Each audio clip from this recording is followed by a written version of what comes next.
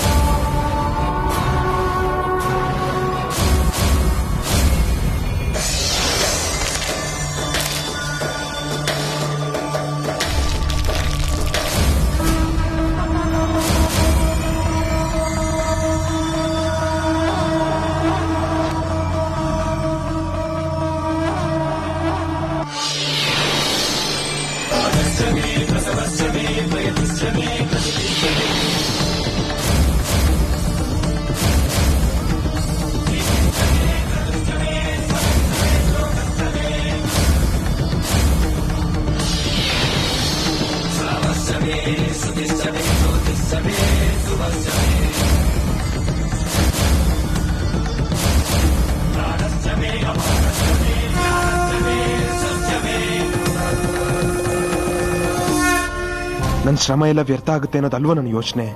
ಇದರಲ್ಲಿರೋ information ಒಳ್ಳೇದು ಕಲ್ದೆ ಅವ್ರ ಸ್ವಾರ್ಥಕ್ಕೆ ಏನಾದರೂ ಬಳಸ್ಕೊಂಡ್ರೆ ಇದರಿಂದ ಎಲ್ಲರಿಗೂ ತೊಂದರೆ ಆಗುತ್ತೆ. ಅದೇ ನನ್ನ ಭಯ. ಶಂಕರ, ಈ ಡೈರಿ ಯಾರಿಗಾದ್ರೂ ಸಿಕ್ಕಿದ್ರೆ ಇದ್ರಲ್ಲಿ ನಾನು ಏನು ಬರ್ದಿದ್ದೀನೋ ಅರ್ಥ ಆಗದಿರೋ ಹಾಗೆ ನಂಗೆ ತಿಳಿದಿರೋ ಸೈನ್ಸ್ ಪರಿಜ್ಞಾನನ ಉಪಯೋಗಿಸಿ ರಹಸ್ಯವಾಗಿ ಬರ್ದಿದ್ದೀನೋ. ಈಗ ನನ್ನ ಸೈನ್ಸ್ ಪರಿಜ್ಞಾನಕ್ಕೆ ನಿನ್ನ ಶಾಸ್ತ್ರ ಬಲ ಜೊತೆಯಾಗ್ಬೇಕು ಕಣೋ.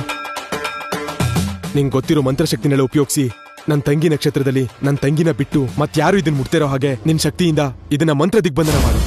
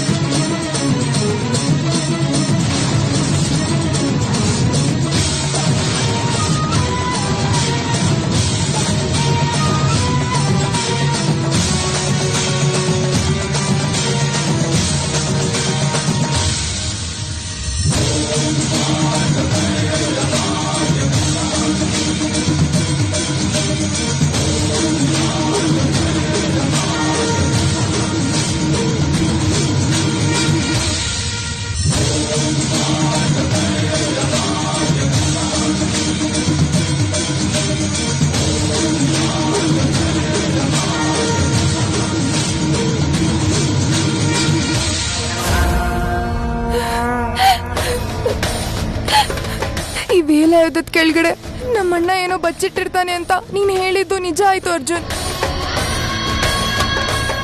ನಿಜ ಆಯ್ತು. ಇದು ನನಗೆ ಮಾತ್ರ ಸಿಗ್ಬೇಕು ಅಂತ ನಕ್ಷತ್ರದ ಹೆಸರು ಮೇಲೆ ಮಂತ್ರ ದಿಗ್ಬಂಧನ ಮಾಡಿದಾನೆ ಅಂದ್ರೆ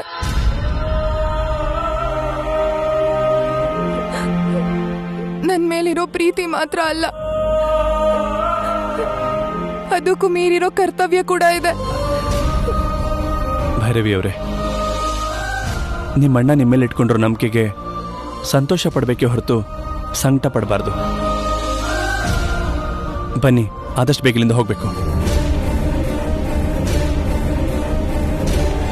ಬಾವಾ, ಭೈರವಿಗೆ ಯಾವುದೇ ಥರದ ತೊಂದರೆ ಆಗದೆ ಆ ದೇವ್ರೆ ಸಹಾಯ ಮಾಡೋರಂದ್ರೆ ಭೈರವಿ ಯಾವುದೇ ತಪ್ಪು ಮಾಡಿಲ್ಲ ಅಂತಲ್ವಾ? ನಮ್ ಕಣ್ಣೆದುರು ನಡೆದಿದ್ದನ್ನ ನೋಡಿದ್ವಿ ಹೊರ್ತು ಅವ್ರ ಮನ್ಸಲ್ಲಿ ಯಾವ ತರ ದುರುದ್ದೇಶ ಇದೆಯೋ ಗೊತ್ತಿಲ್ಲ ಅಲ್ವಾ? ಪ್ರತ್ಯಕ್ಷ ಕಂಡ್ರು ಪ್ರಮಾಣಿಸ್ ನೋಡು ಅಂತಾರೆ. ಕೆಡಕಾಗ್ಬಾರ್ದು ಅಂತಂದ್ರೆ ಅನುಮಾನಿಸೋದ್ರಲ್ಲಿ ತಪ್ಪಿಲ್ಲ. ಅದಕ್ಕೆ ಹೋಯ್ತಾ ಇವ್ನಿ.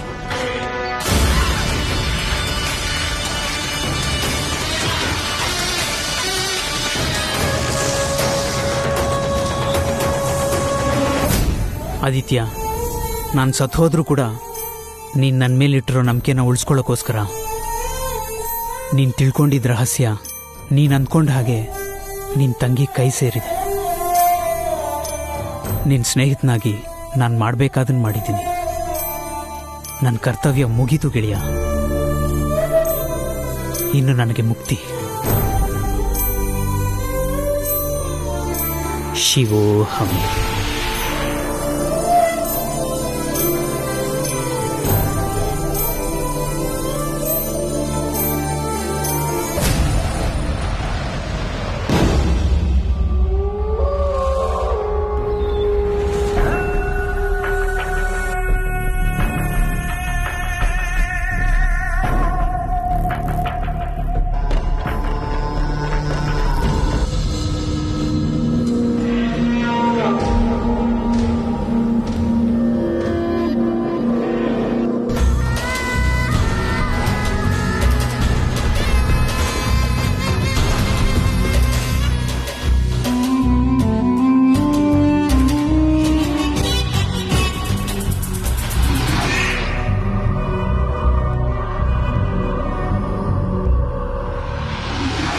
ಅಲ್ಲಿ ಏನ್ ನಡೀತೋ ನೋಡ್ದೆ.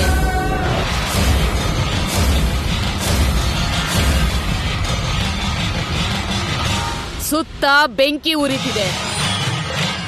ಅದು ವಲಯಾಕಾರದಲ್ಲಿ ಉರಿತಾ ಇದೆ. ನೋಡು, ಹಂ ಹಠ ಭಂ ಹಠ.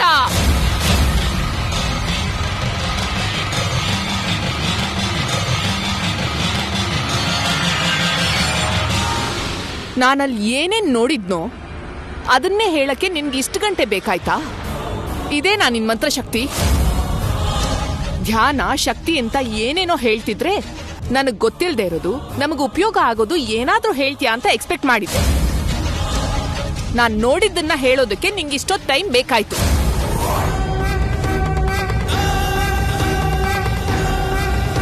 ಅಲ್ಲಿ ನಿನ್ಗೇನ್ ಕಾಣಿಸ್ತು? ಇವಾಗ ನಿನ್ಗೇನ್ ಕಾಣಿಸ್ತೋ ನಂಗೂ ಅದೇ ಕಾಣಿಸಿತ್ತು. ಆ ಬೆಂಕಿನ ಹಚ್ಚಿರೋ ಬ್ರಾಹ್ಮಣೋತ್ತಮ ಕಾಣಿಸ್ಕೊಂಡ. ಬ್ರಾಹ್ಮಣನ? ಹಾ, ಬ್ರಾಹ್ಮಣನೇ. ಕಾಲಲ್ಲಿ ಪದ್ಮಾಸನ ಹಾಕೊಂಡು ಮುದ್ರೆಯಲ್ಲಿ ಕೂತ್ಕೊಂಡಿದ್ದಾನೆ.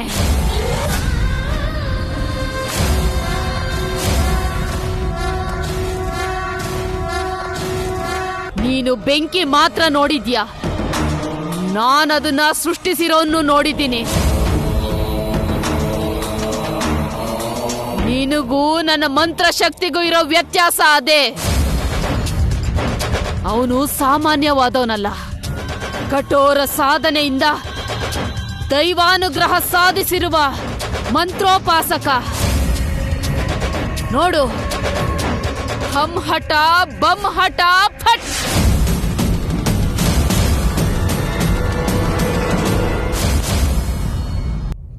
ಇವ್ನಾ? ಇವನು ನಿನಗೆ ಗೊತ್ತಾ? 2 ವರ್ಷದ ಹಿಂದೆ ಇವ್ನನ್ನ ನಾನೇ ಸಾಯಿಸಿದ್ದೀನಿ. ನೀನ್ ಸಾಯಿಸಿದ್ದ? ಹೌದು. ನನ್ನ ಕಣ್ಣು ಮುಂದೆನೆ ವಿಲವಿಲ ಅಂತ ಒತ್ತಾಡಿ ಸತ್ತಿದ್ದಾನೆ.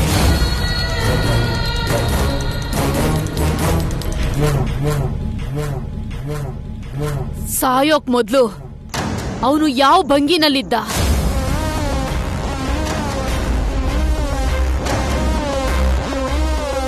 ನಮ್ಮಪ್ಪ ಅಮ್ಮನ್ನ ನೋಡ್ಕೊಳ್ಳೋಕ್ಕೆ ನನ್ನನ್ನು ಬಿಟ್ಟು ಇನ್ಯಾರೂ ಇಲ್ಲ.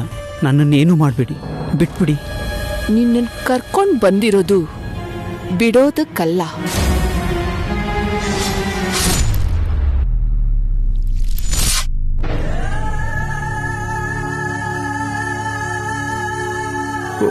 ಶಂಕರ, ನೀನ್ ಕರೆದ್ರೆ ಬರಲ್ಲ. ನೀನೇ ಮೇಲ್ ಹೋಗು.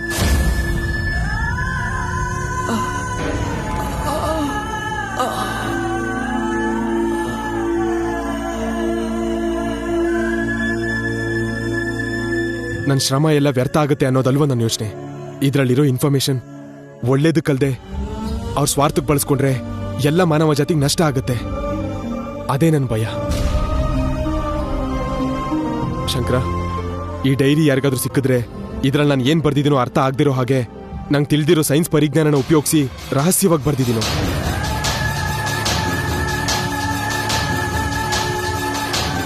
ನಿಂಗೆ ಗೊತ್ತಿರೋ ಮಂತ್ರಶಕ್ತಿನೆಲ್ಲ ಉಪಯೋಗಿಸಿ ನನ್ನ ತಂಗಿ ನಕ್ಷತ್ರದಲ್ಲಿ ನನ್ನ ತಂಗಿನ ಬಿಟ್ಟು ಮತ್ತಾರು ಇದನ್ನ ಮುಟ್ತಿರೋ ಹಾಗೆ ನಿನ್ನ ಶಕ್ತಿಯಿಂದ ಇದನ್ನ ಮಂತ್ರ ದಿಗ್ಬಂಧನ ಮಾಡು. ನಮ್ಮ ಪ್ರಾಣ ಹೋದ್ರೂ ಸರಿ, ಈ ಡೈರಿ ಮಾತ್ರ ಅವ್ರಿಗೆ ಸಿಗ್ಬಾರ್ದು.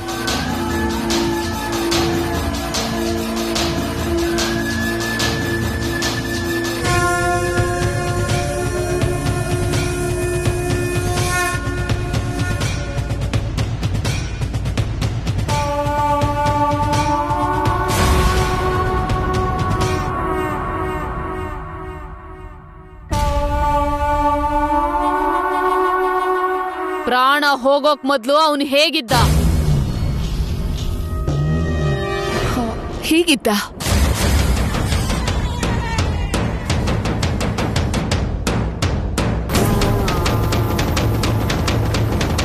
ನೀನು ಅವನ ಶರೀರ ಮಾತ್ರ ಸಾಯಿಸಿದ್ಯಾ, ಅವನ ಆತ್ಮನ ಏನು ಮಾಡಕ್ಕಾಗಿಲ್ಲ.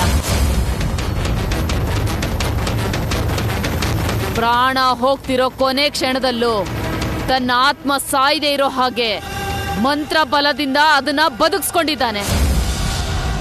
ಆ ವೇಲಾಯುಧದ ಕೆಳಗಿರೋ ರಹಸ್ಯನ ಕಾಪಾಡ್ತಾ ರಕ್ಷಿಸ್ತಾ ಇರೋದು ಅವನೇ, ಅವನ ಆತ್ಮನೇ. ವಾಟ್? ಆತ್ಮ ಕಾಪಾಡೋದು ಅಂದ್ರೇನು? ಆತ್ಮಕ್ ಕೂಡ ಶಕ್ತಿ ಇರತ್ತಾ? ಸತ್ತೋಗಿರೋ ಕೆಲವರ ಆತ್ಮ ಕೆಲವು ಕಾರಣಗಳಿಂದ ಪರಲೋಕ ಸೇರೋಕಾಗದೆ ಅಶಾಂತಿಯಿಂದ ಗಾಳಿಲಿ ಸಂಚರಿಸ್ತಾ ಇರುತ್ತೆ. ಬದುಕಿರುವಾಗ ಅವ್ರು ಮಾಡಿರೋ ಕರ್ಮಾನುಸಾರವಾಗಿ ಆ ಆತ್ಮಗಳಿಗೆ ಗ್ರಹಣ, ಶ್ರವಣ, ಸಂಚಾರ ಶಕ್ತಿಗಳ ಹೊರತು ಸಂಚಲನ ಸೃಷ್ಟಿಸೋ ಶಕ್ತಿ ಯಾವುದೂ ಇರಲ್ಲ.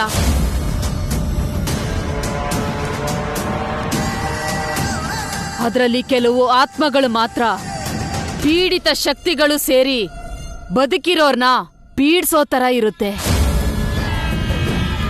ಸಣ್ಣ ಸಣ್ಣ ಮಂತ್ರೋಪಚಾರದಿಂದ ಅಂತ ಆತ್ಮಗಳನ್ನ ಕಟ್ಟಾಕ್ಬೋದು.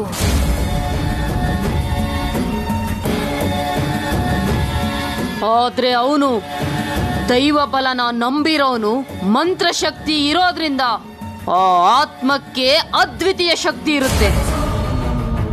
ಆ ಶಕ್ತಿಯಿಂದನೇ ಅದನ್ನ ರಕ್ಷಿಸ್ತಾ ಇದ್ದಾನೆ. ಈಗೇನ್ ಮಾಡೋದು?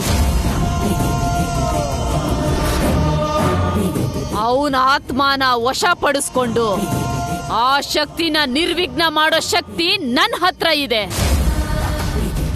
ಬಾ ಬಾ ಹೋಗೋಣ.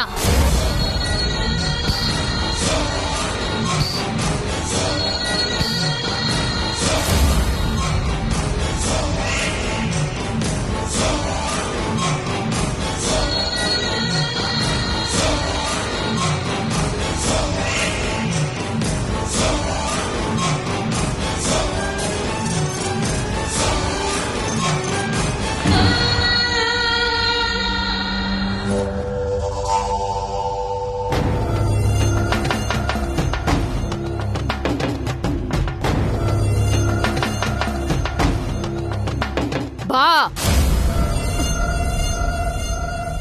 ಬೆಂಕಿ ಬರುತ್ತೇನೋ?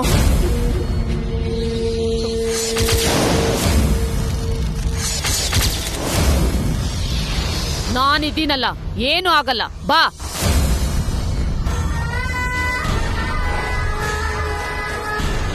ಏನು ಆಗಲ್ಲ ಅಂತ ಹೇಳಿದ್ನಲ್ಲ, ಬಾ. ಭಯ ಪಡ್ಬೇಡ, ಆತ್ಮ ಇಲ್ಲಿಲ್ಲ.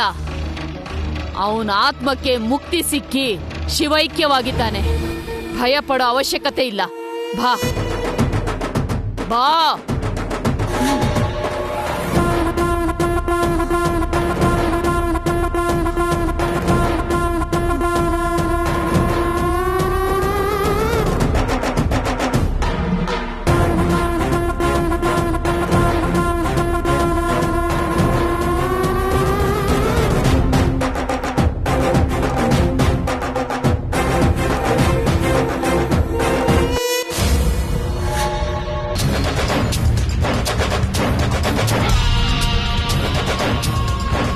ಇವಾಗ ಆ ವೇಲಾಯುಧದ ಕೆಳಗಿರೋದನ್ನ ನಾವು ತಗೋಬೋದಾ?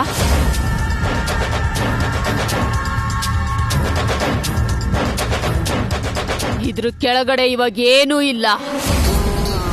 ಏನೂ ಇಲ್ವಾ? ಇತ್ತು, ಆದ್ರೆ ಅದನ್ನ ತೆಗಿಬೇಕಾದವರು ತೆಗೆದ್ಬಿಟ್ಟಿದ್ದಾರೆ.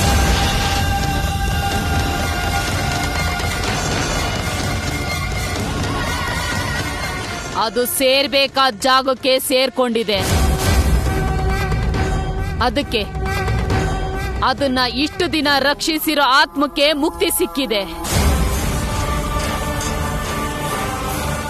ಸೇರ್ಬೇಕಾದ ಜಾಗಕ್ಕೆ ಸೇರ್ಕೊಳ್ತಾ ಯಾರ್ ತೆಗ್ದಿರ್ಬೋದು?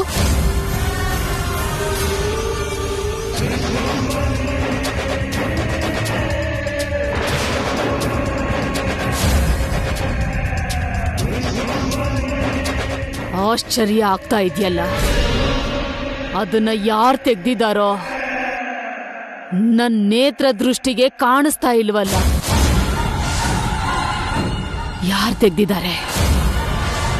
ಯಾರು ತೆಗ್ದಿದ್ದಾರೆ? ಯಾರ್ಗ ಅವಶ್ಯಕತೆ ಇರುತ್ತೆ?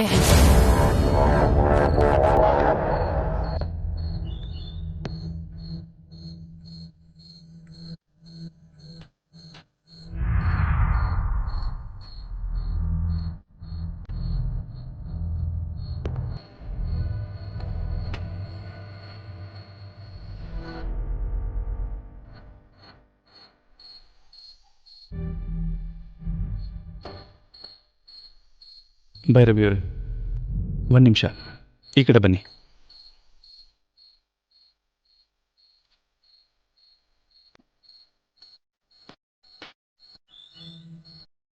ಬೇಗ ಓಪನ್ ಮಾಡಿ.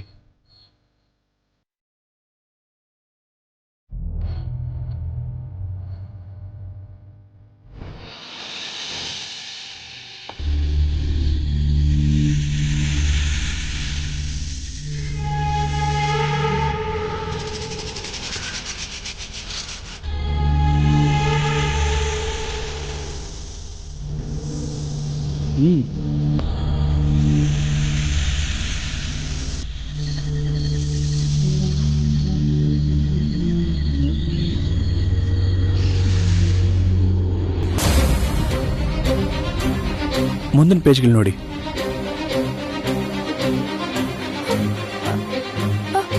ಪೂರ್ತಿ ಎಂಟಿ ಆಗಿದೆಯಲ್ಲ. ಏನ್ ಮ್ಯಾಟ್ರು ಇಲ್ಲ ಇದ್ರಲ್ಲಿ.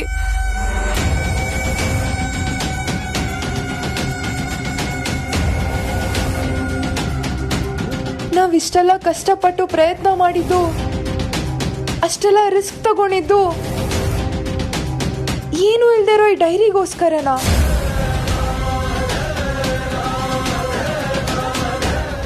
ನನ್ಗಿದನ್ನ ನಂಬೋಕಾಗ್ತಿಲ್ಲ ಅರ್ಜುನ್.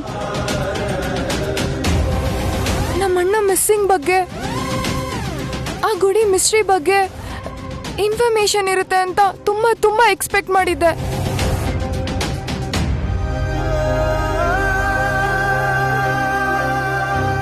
ಏನು ಇಲ್ದಿರೋ ಈ ಡೈರಿನ ಅಷ್ಟು ಸೀಕ್ರೆಟ್ ಆಗಿ ಅಲ್ಲಿ ಯಾಕೆ ಬಚ್ಚಿಟ್ಟಿದ್ದ? ನಂಗೇನು ಅರ್ಥ ಆಗ್ತಾ ಇಲ್ಲ. ನಿಮ್ಮ ಜನ್ಮ ನಕ್ಷತ್ರದಿಂದ ಮಂತ್ರ ದಿಗ್ಬಂಧನ ಮಾಡಿಸಿ ಅಲ್ಲಿ ಬಚ್ಚಿಟ್ಟಿದ್ರು. ಡೆಫಿನೆಟ್ಲಿ ಇದರಲ್ಲಿ ತುಂಬಾ ಮೌಲ್ಯವಾದ ಇನ್ಫಾರ್ಮೇಶನ್ ಇದ್ದೇ ಇರುತ್ತೆ. ಇದ್ರೆ ಕಾಣಿಸ್ಬೇಕಲ್ವಾ?